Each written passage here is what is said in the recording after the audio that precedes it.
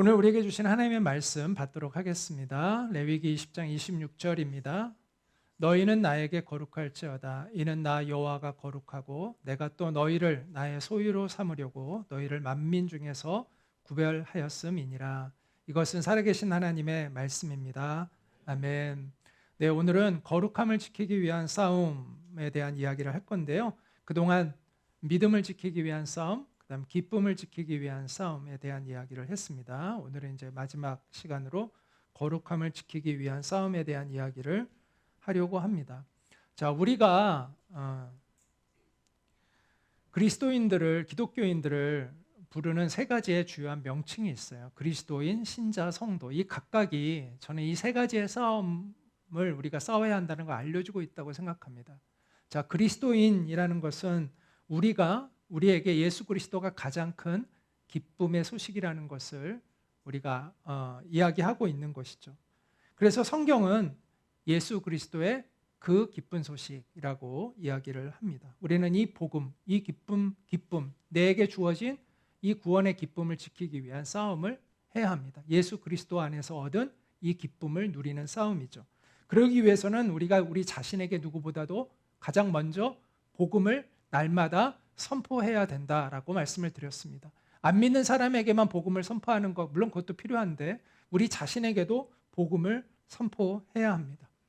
그래서 우리가 어떤 상황에서도 이 복음 때문에 낙심하지 않고 일어날 수 있어야 한다라고 지난 시간에 말씀을 드렸습니다. 그 전에 믿음에 대한 얘기를 했는데 신자라고 하잖아요. 우리가 믿는 사람이라는 뜻이잖아요. 이 신자라는 말 안에 우리는 믿음의 싸움을 싸우는 사람들이다라는 것을 알려주고 있는 것이죠. 믿음은 바라는 것들의 실상이요 보이지 않는 것들의 증거라고 이야기를 합니다.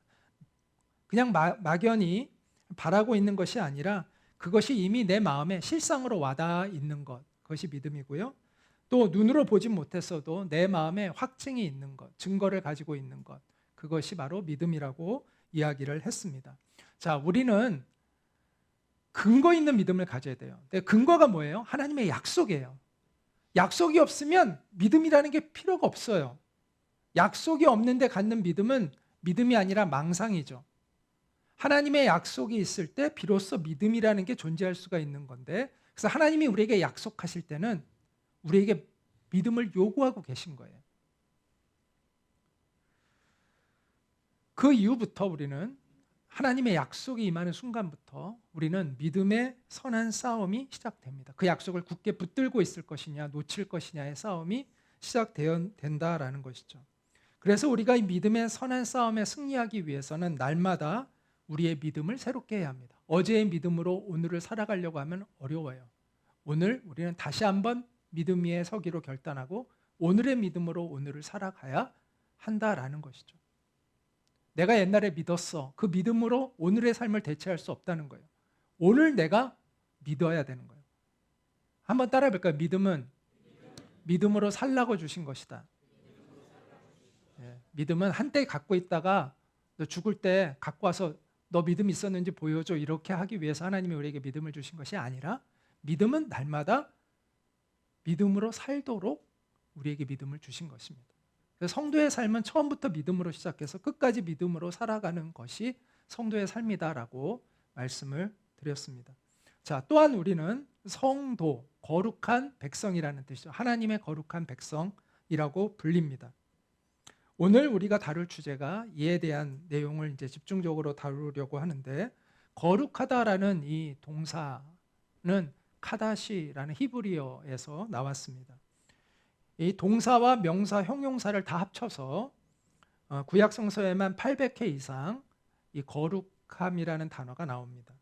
이 거룩함은 하나님의 성품을 대표하는 아주 대표적인 그러한 용어인데요. 하나님께서는 이스라엘 백성에게도 거룩하라고 계속해서 반복해서 말씀합니다. 나는 너희의 하나님이 되려고 너희를 애굽 땅에서 인도하여 낸 여호와라. 내가 거룩하니 너희도 거룩할지어다. 너희는 거룩하라. 이는 나 여호와 너희 하나님이 거룩함이니라. 너희는 나에게 거룩할지어다. 이는 나 여호와가 거룩하고 내가 또 너희를 나의 소유로 삼으려고 너희를 만민 중에서 구별하였음이니라. 이렇게 계속해서 거룩하라라고 이야기하고 있습니다. 또한 신약 성경에서도 이렇게 거룩하라고 말씀합니다. 하나님의 뜻은 이것이니 너희의 거룩함이라. 너희가 어떠한 사람이 되어야 마땅하냐? 거룩한 행실과 경건함으로 하나님의 날이 임하기를 바라보고 간절히 사모하라. 구약 성경과 신약 성경이 다르지 않다는 거예요. 하나님의 뜻은 명확해요. 너희도 거룩하라. 내가 거룩하니 너희도 거룩하라. 이것이 구약과 신약을 통틀어 변함없는 하나님의 뜻이라는 것을 우리는 분명히 확인하게 됩니다. 자, 어떤 분들은 거룩함은 하나님께만 쓰는 용어다라고 주장하는 사람들이 가끔 있습니다. 물론 그 말에 근거가 없는 건 아니에요. 그 말이 전혀 틀린 건 아니에요. 왜냐하면 궁극적으로 완전한 거룩함은 하나님께만 속한 것이기 때문에 우리는 완전히 거룩하진 않잖아요. 자, 그러나 거룩함을 하나님께만 쓸 수 있는 용어로 제한하는 것은 바람직하지 않습니다. 왜냐? 하나님께서 우리에게 거룩하라고 명령하셨기 때문이에요. 하나님께서 거룩함을 당신의 영역으로만 제한하지 않으시고 우리에게도 내가 거룩하니 너희도 거룩하라고 분명히 말씀하셨기 때문에 물론 완전히 거룩하신 분은 하나님 그분이시지만 우리에게도 역시 거룩함이 필요하다는 사실을 우리가 인식해야 한다는 것이죠. 만약에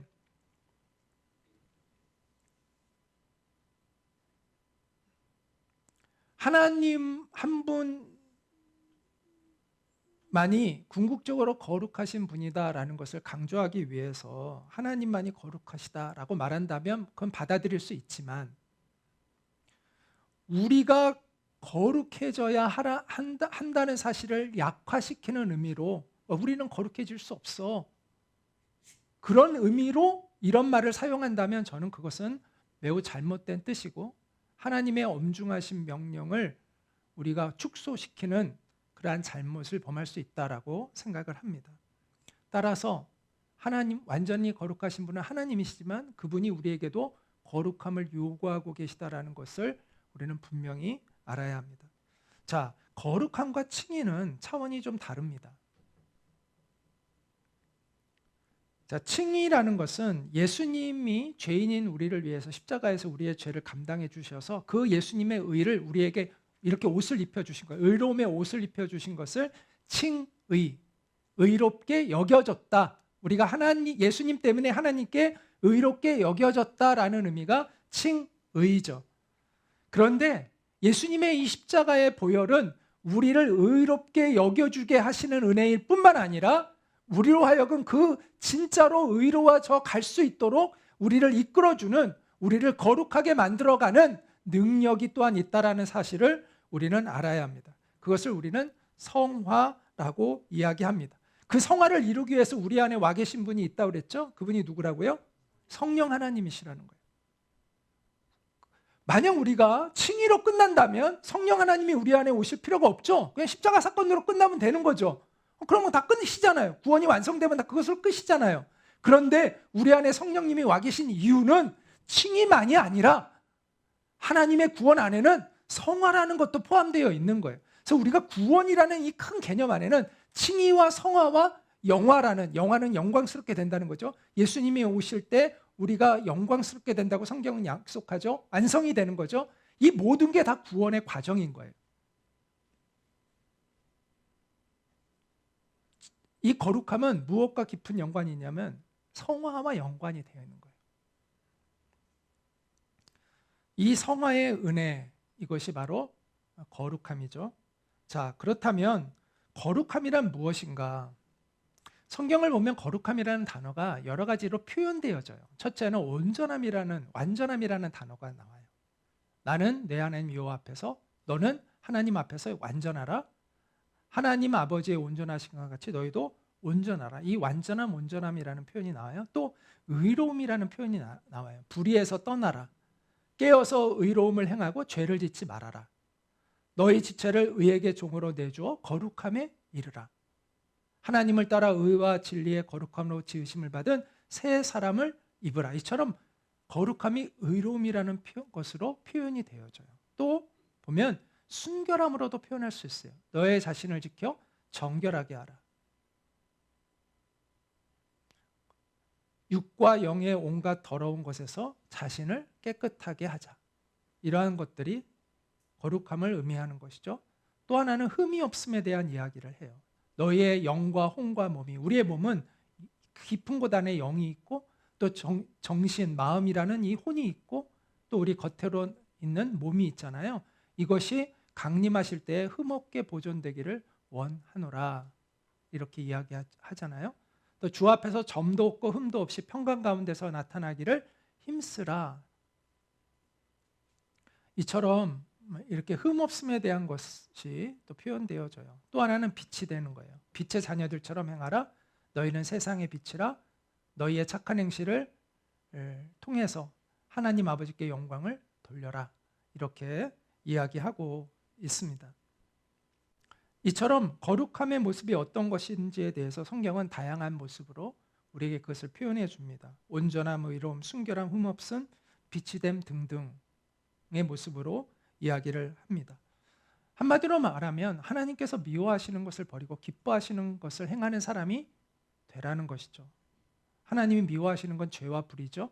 하나님이 기뻐하시는 건 의와 정의와 사랑이죠. 그래서 주님 앞에서 우리가 그 하나님이 기뻐하시는 것을 행함으로 흠없이 온전한 사람으로 성장해 가라, 이렇게 성경은 이야기하고 있습니다. 마귀는 우리가 하나님 앞에서 흠없고 온전한 사람이 되는 것을 원하지 않습니다. 어떻게든 우리의 마음을 더럽히고 우리의 몸을, 이 삶을 더럽히고자 합니다. 그래서 사도 바울은 고린도 교회에 보낸 편지에서 성도들에게 이렇게 이야기합니다. 같이 한번 읽어볼까요? 시작. 뱀이 그 간교로 하와를 미혹한 것 같이 너희 마음이 그리스도를 향하는 진실함과 깨끗함에서 떠나 부패할까 두려워하노라. 우리는 이 영적 전쟁, 진실함과 깨끗함을 지키는, 거룩함을 지키는 이 영적 전쟁 가운데서 우리는 마귀와의 싸움을 싸워가고 있다라고 이야기할 수 있습니다. 많은 사람들이 능력과 기적을 행하는 그러한 교인들을 마귀가 두려워한다고 착각합니다. 또 마귀가 세상 사람들이 정말 신기하게 여기는 어떤 그러한 기적이나 그러한 초월적인 어떤 능력을 행하는 것을 마귀가 두려워할 거라고 착각을 합니다. 그러나 마귀가 정말 두려워하는 사람은요, 그런 사람들이 아니라 거룩한 사람입니다. 경건의 능력을 갖고 있는 사람, 주님의 뜻을 이루기 위한 진실함을 가진 사람, 하나님 나라의 복음을 실제로 살아가고 있는 사람을 마귀는 두려워하지, 겉으로 드러나는 기적과 표적을 일으키는 사람을 두려워하지 않습니다. 자, 생각해 보세요. 거룩함을 잃어버렸어요. 근데 그 사람이 능력을 행해요. 마귀가 두려워할까요? 거룩함을 잃어버린 채 사역을 막 확장시키고 있어요. 어떤 사람이. 그 사람을 마귀가 두려워할까요? 마귀는 좋아해요. 왠지 아세요? 언제든지 그 사람을 넘어뜨릴 수 있다는 걸 알고 있기 때문이에요. 그 사람의 사역이 확장되고요, 그 사람이 주목을 받으면 받을수록 좋아해요. 왜요? 한순간에 그 사역을 무너뜨릴 때 그 부정적인 영향력은 훨씬 커지기 때문이에요. 교회의 혼란, 이루 말할 수 없죠. 엄청난 능력을 행했는데 알고 봤더니 이 사람이 부도덕한 그런 사람이었다라고 밝혀질 때 교회가 얼마나 혼란스럽겠어요. 사회에서 기독교의 권위는 어떻게 될까요? 그래서 마귀는요, 회심 어린 미소를 지으며 그들의 사역을 즐기고 바라봅니다. 때가 되었다 싶으면 언제든지 자신이 그것을 무너뜨릴 수 있기 때문입니다. 그리고 그 혼란과 그 피해는 더 막대해지기 때문입니다. 거룩함을 지키기 위한 이 영적 전쟁은요, 세상에 노출되어 있는 전쟁이에요. 무슨 얘기냐 하면 이 공적인 영역에서의 싸움이라는 거예요. 자, 기쁨을 지키기 위한 영적 싸움은요, 내가 기쁨이 있는지 없는지 여러분이 어떻게 알겠어요? 그렇죠? 이건 내적인 거예요. 그리고 믿음을 지키기 위한 영적 싸움도 내가 믿음이 있는지 없는지 여러분이 쉽게 판단할 수 있겠어요? 우리가 서로 알 수 있겠어요? 몰라. 이건 나만이 잘 알 수 있는 거예요. 그래서 이건 나의 내면적인 싸움이에요. 그런데 거룩함을 지키기 위한 싸움은요, 드러나게 되어 있어요. 언젠간 세상에 드러나요. 계속 감추고 있을 수가 없는 거예요, 이거는. 그래서 교회의 거룩함이 무너졌을 때 세상에 그게 다 드러나게 되어 있어요. 그 세상의 언론들이요, 복음의 영역에 대해서는 터치를 못해요. 그럼 복음을 잘 모르니까 판단하기도 어려워, 그들이. 그러니까 복음에 대해서는 논하지 않아요. 우리의 믿음에 대해서도 논하지 않아요. 그러나 거룩함의 영역, 도덕적인 영역에 대해서는 물고 늘어져요. 이 거룩함의 영역은요, 도덕성의 영역과 직결되어 있기 때문에 아까도 얘기한 대로 결국은 표면적으로 드러나게 돼요. 탐욕의 문제, 언젠간 드러나요. 음란의 문제, 드러나요. 잠시 숨길 수 있을 뿐이지. 불투명한 재정관리, 권력 다툼, 이권 다툼, 폭력과 욕설, 모함과 분쟁, 차별과 편견의 문제는요, 겉으로 드러나요. 이러한 문제는요, 거룩함의 영역 안에 있는 문제들이에요. 따라서 교회가요, 도덕적 권위를 가지려면, 사회에 선한 영향력을 가지려면요, 거룩함을 지켜야 돼요. 그렇지 않으면 우습게 알아요.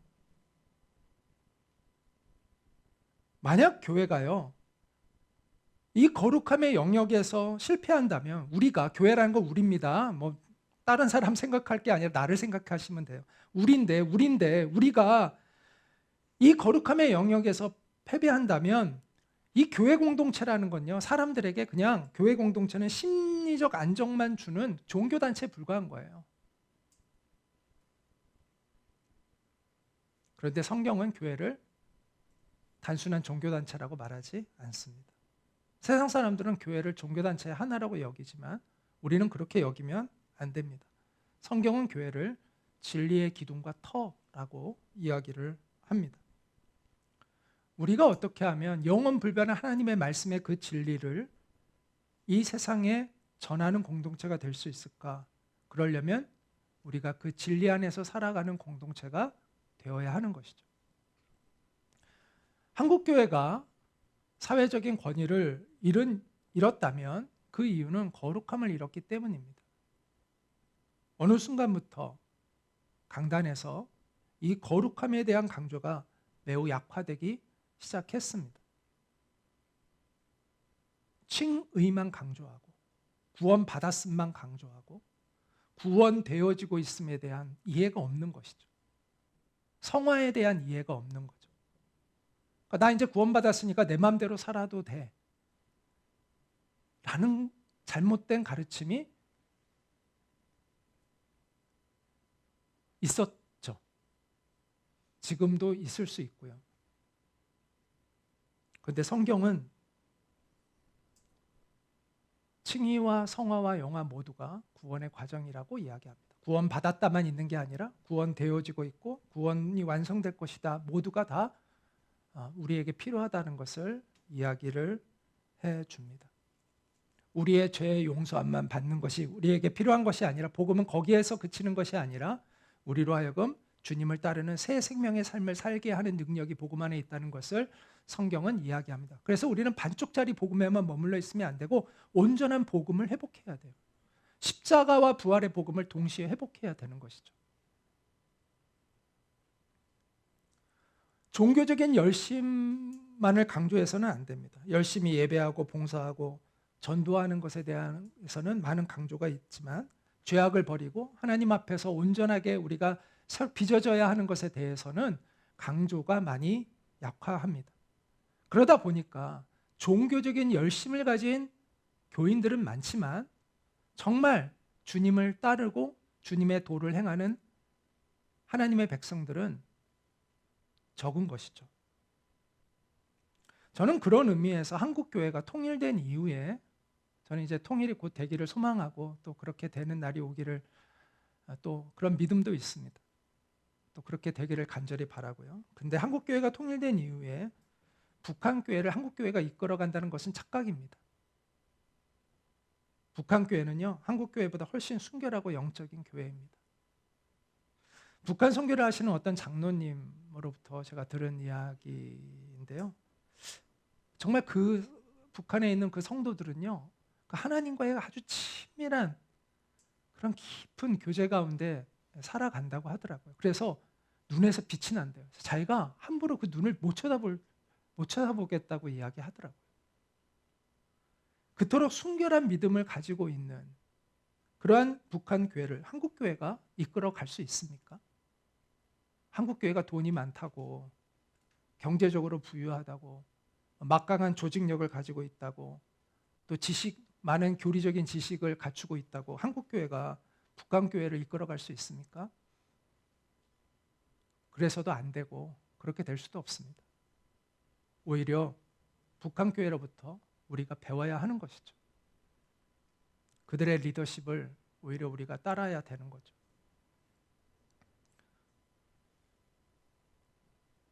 거룩함을 포기하지 않고 우리가 갈망할 때 우리는 하나님의 은혜로 거룩함에 이르러 간다는 것을 우리가 알아야 합니다.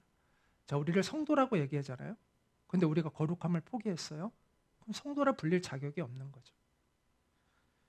하나님의 백성의 정체성은 거룩함입니다. 물론 우리가 넘어질 때가 있습니다. 죄로 우리의 연약함이 때로는 우리로 하여금 죄에 굴복하게 하고 또 넘어질 때가 있습니다. 그러나 죄를 짓고 넘어질 때가 있다는 것과 우리가 거룩함을 포기했다는 것은 다른 이야기죠. 거룩함을 포기하지 않아야 우리는 회개할 수가 있습니다. 그리고 거듭되는 회개를 통해서, 회개는 두 가지 차원이 있다고 했죠. 칭의의 회개가 있고요, 성화의 회개가 있다고 얘기했습니다. 성화의 회개가 우리에게 계속 필요한 것이죠. 거듭되는 회개는 성화의 회개입니다. 그 회개를 통해서 주님은 우리를 변화시켜 가시고 빚어 가시고 새롭게 만들어 가십니다. 그리고 우리가 또 하나 알아야 할 게 있는데, 그게 뭐냐면 죄의 용서함을 받는다는 것과 우리가 거룩함으로 주님과 아주 친밀하게 교통한다는 것은, 소통한다는 것은 다른 차원이라는 것을 이해할 필요가 있습니다. 우리가 거룩함을 지켜내지 못하고 죄를 지었다고 해서 하나님이 우리를 버리시는 것은 아닙니다. 우리가 회개하면 언제든 주님께서 우리를 받아주시고 또 우리와 주님과의 그 어긋난 관계를 회복시켜 주세요. 자, 그러나 주님과 어긋난 관계가 회복되었다는 것이 곧 주님과 아주 가깝고 친밀한 관계가 되었다는 것은 아닙니다. 쉽게 예를 들어볼게요. 자, 부모와 자녀들의 관계를 한번 생각해 보세요. 부모와 자녀가 부모에게 큰 잘못을 저질렀어요. 그럼 그 자녀가 와가지고 아버지, 제가 잘못했습니다 라고 하면 용서하겠죠. 하지만 그렇다고 해서 그 전의 관계가 갑자기 막 회복될 수 있을까요? 약간 시간이 필요하잖아요. 좀 어색하잖아요. 조금 시간이 필요하잖아요. 가면서 또 풀어지는 시간들이 필요한 거예요. 하나님과 우리의 관계도 비슷해요. 기계적 관계가 아니에요. 하나님과 우리의 관계는 인격적 관계예요. 그 때문에 내가 용서했으니까 그 다음 바로 막 이런 게 아니라 서서히 그 관계들이 이제 받아줬지만 아주 하나님과의 친밀한 관계는요, 또 다른 차원의 것이에요. 시간이 필요할 수 있는 거예요. 따라서 우리는 거룩함이 왜 중요한가를 알아야 돼요. 거룩함이 있어야 하나님과 아주 가까운 친밀한 관계를 가지고 하나님과 동행하는 삶을 살 수 있기 때문에 우리가 거룩함이 필요한 거예요. 구원받지 못해서가 아니라, 용서함을 받지 못해서가 아니라, 하나님께 버림받기 때문에 거룩함이 필요한 것이 아니라, 우리가 하나님과 친밀한 관계를 가지고 늘 그 주님을 기뻐하면서 주님께 쓰임받는 사람이 되기 위해서는 이 거룩함이라는 것이 우리 안에 필요하다라는 것이죠. 마귀는요, 우리가 이 복음을 알기를 원하지 않습니다. 예수 그리스도의 복음은 죄를 용서해 주는 자비의 복음이기도 하지만 죄를 이기게 하는, 그리고 하나님의 뜻을 행하게 하는 영광의 복음이기도 하다는 사실을 알아야 합니다. 근데 마귀는 이 영광의 복음을 우리가 알기를 원하지 않아요. 마귀는 이렇게 얘기합니다. 너는 죄에서 결코 벗어날 수 없어. 너는 거룩한 삶은 꿈도 꾸지 마. 그건 불가능한 거야. 라고 이야기합니다. 너는 평생 죄 속에 허덕이며 살 수밖에 없어. 이렇게 이야기를 해요. 그럴까요? 예수 그리스도의 십자가의 복음은 우리를 계속 죄에서 허덕이는 그런 인생으로 그냥 살다가 끝나게 하는 것이 예수 그리스도의 복음일까요? 주님은 우리로 하여금 주님을 따르는 새 생명의 삶을 가능케 하셨습니다. 그것이 십자가의 온전한 복음입니다. 주님의 그 복음은 우리를 죄에서 자유케 합니다. 죄에서 자유케 한다는 것은 죄의 용서함을 받는다는 의미를 넘어서 우리로 하여금 주님을 따르는 거룩한 삶을 살아갈 수 있도록 이끈다는 것을 의미합니다. 성경은 우리의 옛 자아가 주님과 함께 십자가에서 죽었다고 이야기합니다. 그리고 이제는 예수의 새 생명이 우리 안에 있게 되었다고 이야기를 합니다. 우리는 그것을 믿어야 합니다. 그 믿음을 가져야 우리는 믿음의 역사가 우리의 삶에서 일어납니다. 물론 때로는 죄를 지을 때가 있습니다. 그러나 그것은 예외적인 사건이에요. 내가 가는 길에서 일탈하는 것이에요. 그러나 대세가 있어요. 대세. 우리가 성령님을 모시고 살아가는 사람에게는 대세가 있는데 그것은 빛을 향해 가는 거예요. 자, 여러분이 지금 하나님을 경외하는 마음이 있잖아요. 여러분이 하나님의 뜻대로 살려고 하는 마음이 있잖아요. 이게 대세예요. 이런 마음 예전에 여러분 가져보신 적이 없을 거예요. 근데 여러분이 그런 마음이 생겼어요. 그게 놀라운 변화 아닙니까? 이게 성령님이 내 안에 와셨다는 증거예요. 이게 내가 구원받은 하나님의 백성이 되었다는 증거예요. 이게 대세예요. 물론 우리는 때때로 여기서 이탈할 때가 있어요. 그것은 예외적인 거예요. 이걸 대세로 착각하면 안 돼요. 우리 안에 새로운 마음이 왔잖아요. 주님의 뜻대로 살고자 하는 마음이 여러분 안에 있잖아요. 이게 대세예요. 이게 하나님이 이끄시러 가고 계신 길이라는 것이죠. 우리가 그 길을 인식해야 해요. 우리 안에 예수님이 계시고 우리로 하여금 거룩한 길을 향하도록 우리를 이끌고 계십니다. 그래서 성경은 우리에게 이렇게 이야기합니다. 만일 우리가 그리스도와 함께 죽었으면 또한 그와 함께 살 줄을 믿노니, 이걸 믿어야 된다는 거예요. 이는 그리스도께서 죽은 자 가운데서 살아나셨음에 다시 죽지 아니하시고 사망이 다시 그를 주장하지 못할 줄을 알미로라.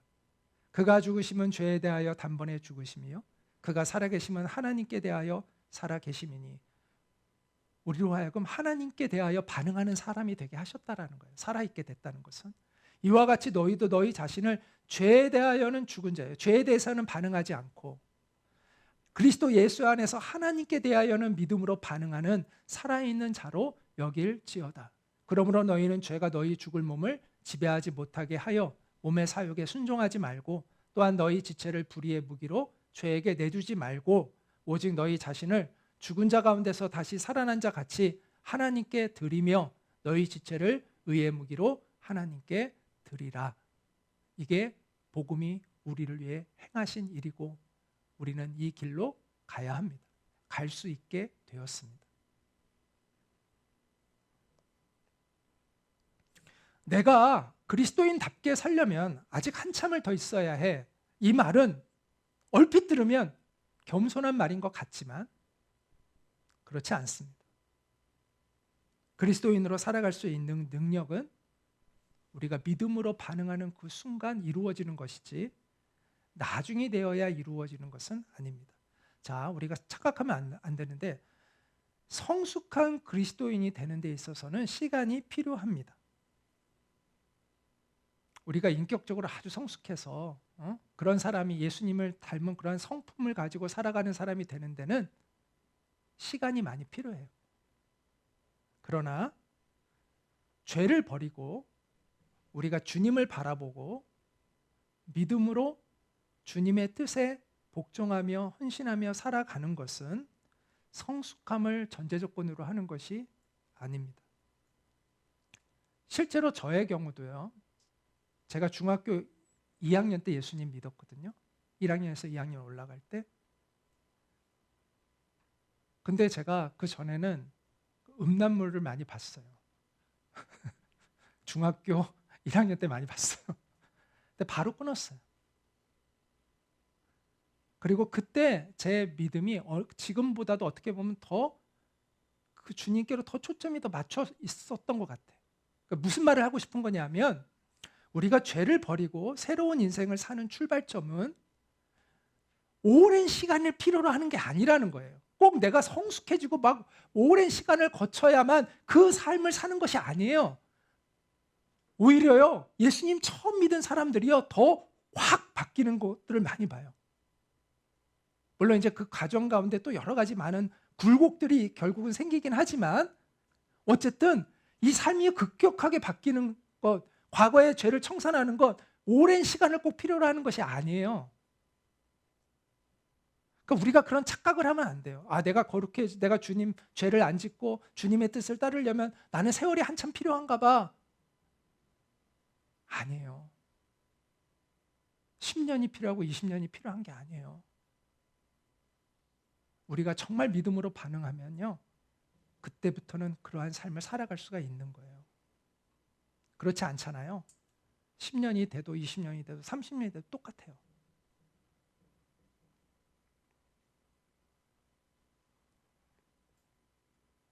예전에 부활절을 앞두고 제가 아는 선배 목사님이 목회하고 있는 어느 교회에 그 특별 새벽 기도에 제가 2주간 하는 그 기도회를 참여한 적이 있어요. 그때 이제 유명한 목사님들이 와서 뭐 설교를 하시더라고요. 그때 서정인 목사님도 오셔서 설교하시고 그랬어요. 그 컨페션에. 제가 매일 참석하니까 이제 그 선배 목사님이 저보고 한번 설교를 해달라고 하더라고요. 그래서 이제 본인 시간에 저를 세우고 싶다 그래서 제가 뜻하지 않게 이제 그 교회 새벽 강단에 제가 매일 보이니까 그래도 그냥 좀 왠지 그러고 좀 미안했는지 하여튼 저보고 해달라고 해가지고 하게 됐는데, 그날 제가 했던 설교가 본질을 사는 그리스도인에 대한 이야기를 했어요. 본질을 사는 그리스도인이 되기 위해서는 십자가에 담긴 하나님의 피 묻은 사랑을 알아야 한다. 그 십자가의 사랑은 오늘 제가 얘기한 것처럼 단순히 우리의 죄를 용서하는 차원이 아니라 우리로 하여금 주님을 따르는 새로운 삶을 살게 하는 능력이다. 주님의 십자가의 죽음이 곧 나의 죽음이고 그분의 부활이 곧 나의 부활이 되어서 이제는 내가 새 생명으로 새로운 인생을 살아갈 수 있게 됐다. 그러므로 우리는 이 복음으로 우리의 삶의 현장에서 새로운 그 복음의 증인으로, 하나님 나라의 증인으로 우리의 삶의 현장에서 믿음으로 살아가야 한다. 이제 이런 내용을 제가 평소에 많이 하는 얘기죠. 지금도 그런 이야기를 했어요. 제가 그 설교를 하고 이제 이틀 후에 제가 그 새벽 기도에 또 가서 이렇게 앉아 있는데, 예배가 시작되기 전에 이제 평소처럼 이렇게 기도하면서 이렇게 앉아 있었는데 제 옆에 우연히 앉아 있던 여자 집사님이 저보고 이렇게 묻는 거예요.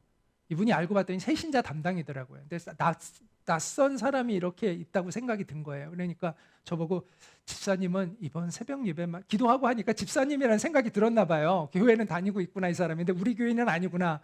그래서 집사님은 이번 새벽에만 나오십니까? 저에게 묻더라고요. 그래서 제가 저는 잠시 방문한 목사입니다. 그랬더니 이분이 저의 얼굴을 이렇게 다시 이렇게 보더라고요. 그러더니 그저께 말씀 전하신 목사님이시네요. 그러는 거예요. 네 맞습니다. 했더니 저는 목사님 설교가요 교리적인 설교라고 생각했었는데 제 남편은 목사님 설교가 제일 좋았다고 하더라고요. 그래요. 이게 참 기분이 묘하더라고요. 좋아야 해야 될지 나쁘다고 말해야 될지.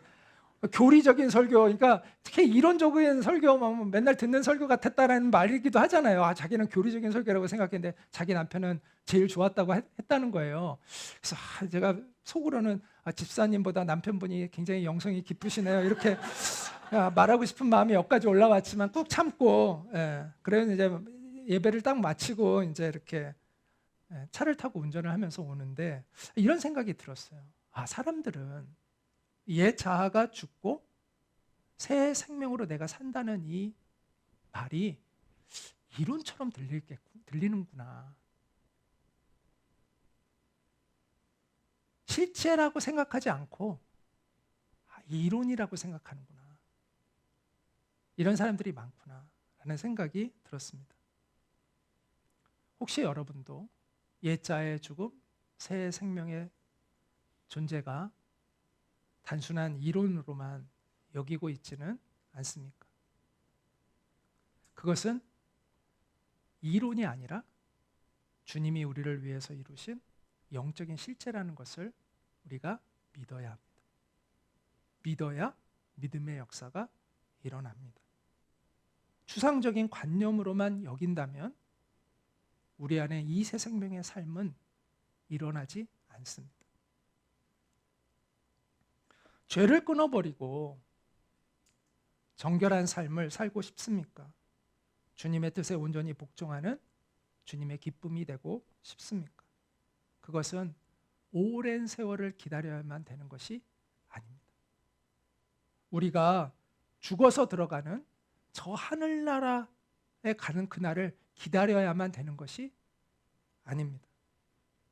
주님을 우리가 영접하고 믿음으로 반응하는 그 순간부터 우리는 주님이 십자가에서 이루어 놓으신 그것을 누리며 살아갈 수 있는 것입니다. 그것이 실제적인 은혜입니다.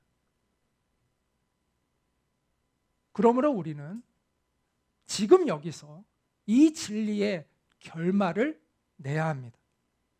여기서 순종하지 않는 사람이 저 하늘나라에 가서 순종할 수 있을까요? 여기서 맨날 거짓말하던 사람이 갑자기 저 하늘나라에 죽어서 하늘나라에 가면 그곳에서는 정직한 사람이 될 수 있을까요? 여기서 순종해야 거기서도 순종하는 것이고 여기서 정직하게 살아야 거기서도 정직하게 살아가는 것입니다. 제가 늘 이야기하죠. 하늘나라는 죽어서 가는 것이 아니에요. 여기에서부터 시작되는 거예요. 우리가 예수 믿으면 하나님이 다스리시는 그 하늘나라로 지금 여기에서 우리는 천국을 시작하는 거예요. 여기서 없으면 저기도 없는 거예요. 우리는 이미 임한 하나님의 나라를, 하늘나라를 경험하는 사람이 되어야 합니다. 여기서부터 하나님의 다스리심을 받아야 되고 여기서부터 하나님과 동행하는 사람이 되어야 합니다. 그 사람이 진정한 그리스도인이고 그 사람이 신실한 믿음의 사람이고 그 사람이 하나님의 거룩한 백성인 것이죠. 주님이 찾으시는 사람은 단순히 교회를 오고 가는 그러한 사람들이 아닙니다. 예수님의 십자가의 복음으로 물들어가는 사람입니다. 새 생명의 삶을 살게 하는 그 복음의 지배를 받아서 사도 바울이 고백한 것처럼 같이 한번 읽어볼까요? 시작. 내가 내 몸에 예수의 흔적을 지니고 있노라 라는 고백을 하는 사람입니다. 예수의 흔적을 지니고 있다는 것은 물론 예수님 때문에 받는 의로운 고난도 포함되어 있는 의미이기도 하지만 예수님으로 인해서 변화된 삶을 의미하고 있는 것이죠. 여러분은 여러분의 몸이라는 것은 삶을 의미하는 거잖아요. 여러분의 삶에 예수의 흔적을 가지고 있습니까? 예수님으로 인해서 변화된 흔적이 여러분 가운데 있습니까?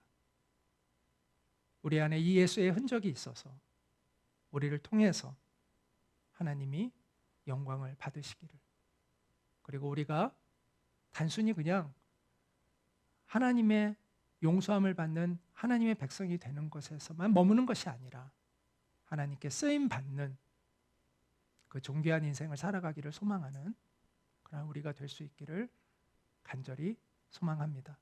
우리 같이 잠시 기도하도록 하겠습니다.